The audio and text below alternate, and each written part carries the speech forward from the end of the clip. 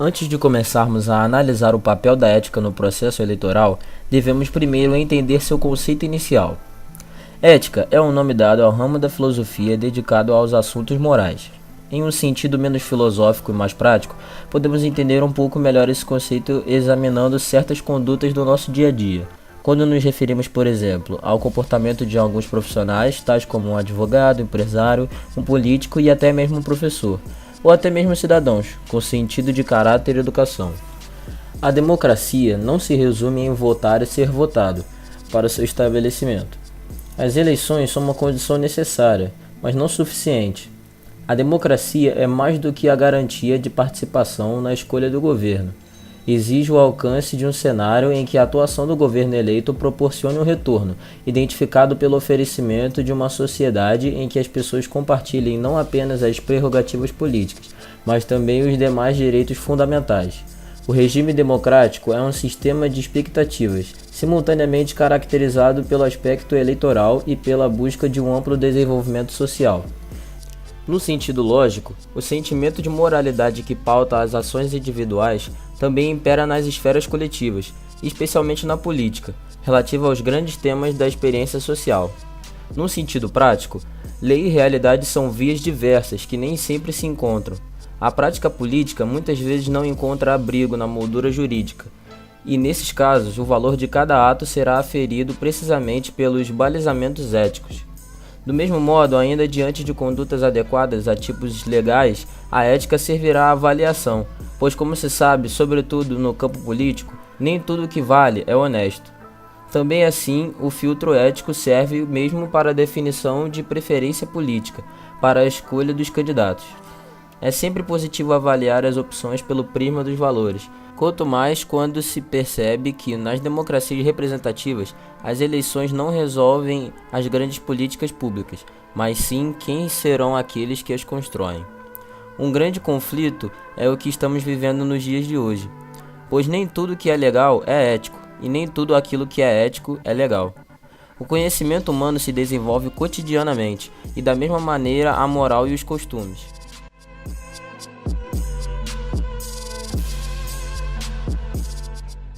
Para o senhor, o que seria ética no processo eleitoral? Então, primeiro ponto, o que seria ético, né? A ética no processo eleitoral, que eu acho que na verdade a ética mais ampla para a sociedade, né, como todo, primeiro é o respeito à diversidade. O respeito à diversidade ela é fundamental para que a gente possa ter um mínimo de debate político, né? Então, se a gente não tem um respeito à diversidade, às outras opiniões, a gente acaba eliminando a possibilidade do debate político e anulando a própria ideia de que é uma eleição.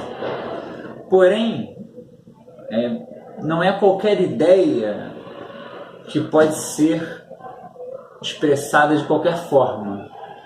É preciso que as ideias não firam os direitos e a possibilidade de diversidade dos outros, né?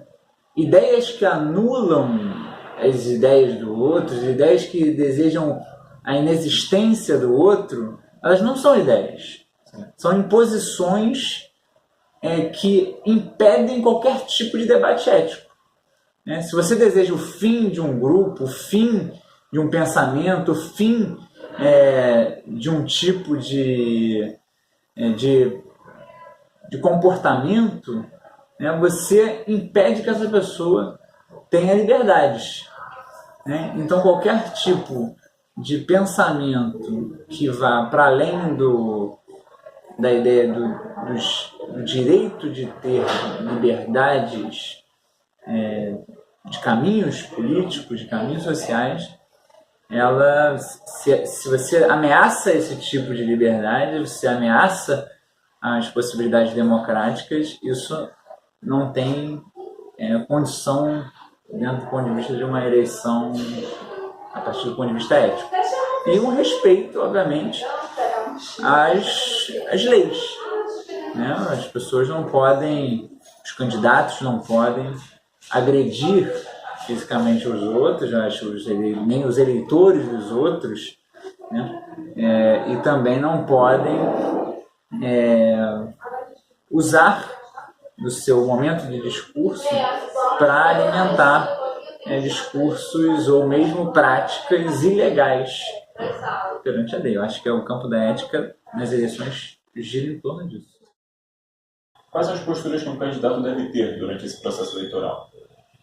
Eu acho que um candidato ele deve ter, no caso do Brasil, e alguma coisa bastante ética, que não incite o ódio, né? No caso do Brasil, que vise combater as desigualdades sociais, né? Que o Brasil é um dos países mais desiguais do mundo. Então, um país que tem uma posição com esse perfil, né, de uma extrema desigualdade, eu acho que uma primeira opção, né, seria, antes de tudo, ter como objetivo combater desigualdade. Se for, quer dizer, um candidato, ele pode ter uma opção que o desenvolvimento de emprego, de políticas públicas de combate à desigualdade se dê tendo como motor o mercado, tendo como motor os investimentos via Estado, né? Então, ou a favor do mercado, ou a favor do Estado, tudo isso é dentro da democracia, né? Então, eu acho que um candidato que ele tem uma postura proativa é que ele busque, no caso do Brasil, fazer com que a economia ela se aqueça, né? Crie empregos, mas, sobretudo, que você tenha, paralelamente, políticas públicas de combate à desigualdade. Quais seriam as posturas que o candidato não deve ter durante o processo? Olha, são muitas posturas. Então, por exemplo, não lançar mão de informações mentirosas, não trabalhar com inverdades, né? Não incitar o ódio, né? Por exemplo, entre as pessoas, não incitar a violência, né? Ter transparência, né? Isso é uma coisa muito importante. Tem alguns candidatos que você vê claramente que eles são porta-vozes de alguns segmentos, e é muito bom quando isso fica claro, né? De quais segmentos que ele está representando. Lamentavelmente, tem candidatos que é possível perceber que está ali com interesse, por exemplo, assim, como a indústria de armas, né? Como também, que não fica bem claro, né? Ou então está muito favorável ao capital internacional, né? E não fica claro. Então, eu acho que o que não deve acontecer, né, é não ter transparência, né? Dizer claramente, olha, eu represento tal segmento. Eu represento o setor sindical, eu represento o setor agrícola, eu represento o agronegócio, eu represento o setor científico, né? Mas, assim, eu acho que não deve fingir, não deve mentir, né? Não deve mentir. E, sobretudo, o candidato também não deve colocar a democracia em risco, certo? Deve operar dentro da democracia, né? Então, é muito ruim quando nós percebemos candidatos que falam que vão mudar a Constituição sem ter a aprovação da população. Candidatos também que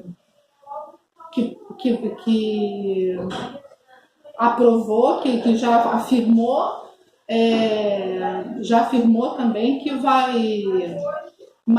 que, se possível, vai matar pessoas, né? Acha que a solução é matar as pessoas. Isso é uma coisa ilegal, né? Isso é uma coisa ilegal. Então, eu acho que não deve fazer isso, né? Não deve, ao mesmo tempo, colocar a democracia em risco, que é um patrimônio brasileiro, e também não deve propor coisas que são ilegais, né? Porque tem candidatos que estão colocando coisas que são ilegais, né? Matar pessoas é uma coisa ilegal, né? É a própria Constituição. Isso fere a própria Constituição, certo? instaurar uma nova Constituição sem uma aprovação da Câmara dos Deputados, né, do Senado, também é ilegal, é algo inconstitucional. É para a democracia. Exatamente. Né? Então, eu acho que é isso. Nós estamos numa situação que, lamentavelmente, isso está em questão. Após todas essas informações, podemos concluir que no processo eleitoral a ética diz que um candidato a algum cargo político, seja governador ou presidente, deve agir de maneira correta, isto é, não quebrando leis ou favorecendo grupos na política com opiniões semelhantes às suas.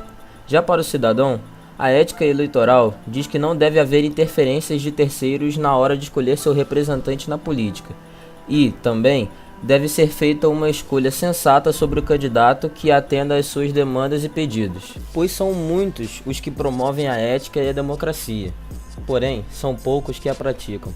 Por isso resta à população escolher com sabedoria e lutar. Quando o povo vai à rua se manifestar, ele exprime seu desejo e cobra do político eleito que haja de acordo com o que é realmente certo.